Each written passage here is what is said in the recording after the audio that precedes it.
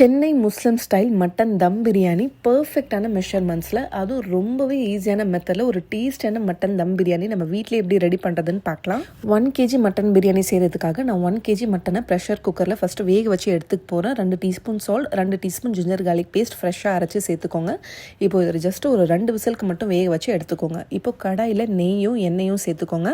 1/4 cup அளவுக்கு நெய், 1 cup அளவுக்கு எண்ணெய் சேர்த்துட்டு பட்டை, கிராம்பு, ஏலக்காய் எல்லாமே சேர்த்துக்கோங்க. அளவு எல்லாமே கேப்ஷனில் கொடுத்துருக்கேன்.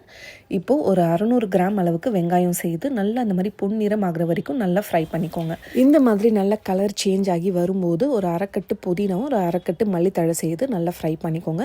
இது கூடவே ஒரு 5 டேபிள் ஸ்பூன் அளவுக்கு நான் ஜிஞ்சர் கார்லிக் பேஸ்ட்டும் சேர்த்துக்கிறேன். இஞ்சி பூண்டு பேஸ்ட்டோட பச்சை வாசனைலாம் போனதுக்கப்புறமா இப்போ மிளகாய் தூள் ஒரு 1.5 டேபிள் ஸ்பூன் அளவுக்கு சேர்த்து நல்லா மிக்ஸ் பண்ணிக்கோங்க. அதுக்கப்புறம் 1 கப் அளவுக்கு தயிரும் சேர்த்து நல்லா மிக்ஸ் பண்ணிக்கிறேன். இந்த மாதிரி நல்லா எண்ணெய் பிரிஞ்சு வந்ததுக்கப்புறமா ஒரு 10 பச்சை மிளகா, அதுக்கப்புறம் ஒரு 5 தக்காளி கட் பண்ணி சேர்த்துக்கிறேன். இப்போ தக்காளி நல்லா மசிகிற வரைக்கும் இதை நல்லா வதக்கிக்கோங்க. இப்போ நம்ம மட்டன் வேக வச்சிருந்தோம் இல்லையா, அந்த மட்டன் பீசஸ் மட்டும் தனியாக எடுத்து இதில் மிக்ஸ் பண்ணிடுங்க. மட்டன் பீசஸ் இந்த மசாலாவோட நல்லா ஃப்ரை பண்ணுங்கள். இப்போ தேவையான அளவு உப்பு சேர்த்துக்கோங்க. ஆல்ரெடி குக்கரில் நம்ம ஒரு 2 டீஸ்பூன் சால்ட் சேர்த்துருந்தோம்.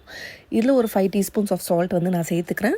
அடுத்தது நம்மளோட தேசம் ஸ்பெஷல் பிரியாணி மசாலா 1 kg பிரியாணிக்கு 1 டேபிள் ஸ்பூன் சேர்த்தாலே உங்கள் பிரியாணி அவ்வளோ மணமாகவும் அவ்வளோ ருசியாகவும் இருக்கும்.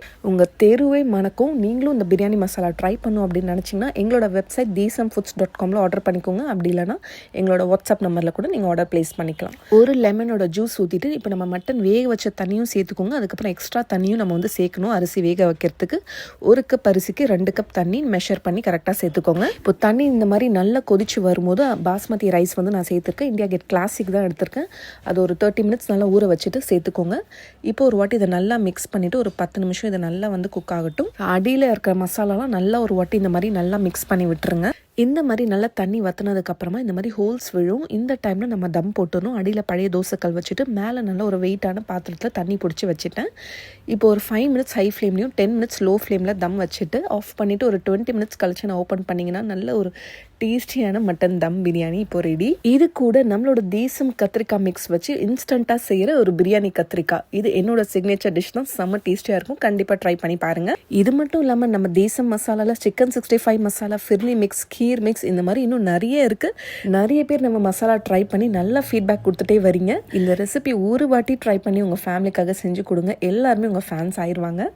அப்படியே நம்மளோட தேசம் மசாலாவை ஷாப் பண்ண மறந்துடாதீங்க. இந்த மாதிரி நல்ல ரெசிபிஸ்க்கு நம்மளோட பேஜை மறக்காமல் ஃபாலோ பண்ணிக்கோங்க.